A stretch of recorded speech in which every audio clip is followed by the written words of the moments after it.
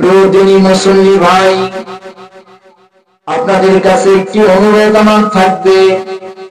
আল্লাহ রাব্বুল আলামিন সূরাতুল বাকারার 275 নম্বর আয়াতে আল্লাহ রাব্বুল আলামিন বলছেন, সামি'না ওয়া আতা'না গুফরানাকা রব্বানা ওয়া ইলাইকাল মাসির।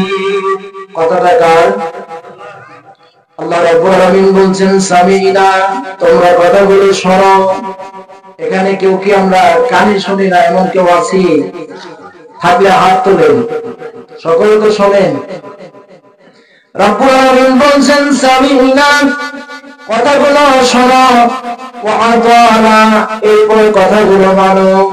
আল্লাহ রাব্বুল আলামিন বলছেন, কোরআন এবং হাদিসের কথা যেখানে হবে এই কথাগুলো আগে শুনবে, এরপর কথাগুলো মানবে।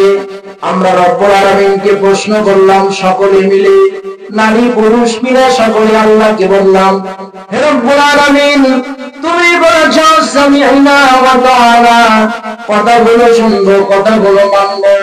আমরা যদি আমাদের কথাগুলো আমাদের জীবনে মেনে নেই, কথাগুলো শোনার পর আমাদের পরিবারের মধ্যে যদি মেনে নেই, কথাগুলো শুনলেই কি হবে আর কথাগুলো মানলেই কি হবে? রব্বুল আলামিন বলেন, বান্দা, যদি তুমি কোরআন হাদিসের কথাগুলো শোনো আর কথাগুলো যদি মানো, আমি আল্লাহ তোমাদের জন্য এমন অফার দিলাম।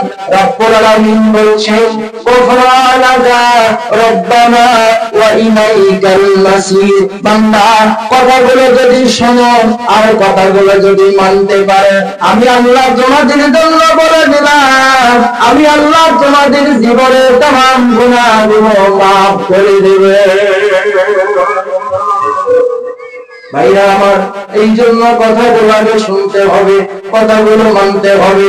বিশ্বনবী বলছেন, মুসনাদে আহমদ খোলেন 12453 নম্বর হাদিস, হযরত আনাস ইবনে মালিক রাদিয়াল্লাহু তাআলা আনহুমা তিনি হাদিস বর্ণনা করছেন।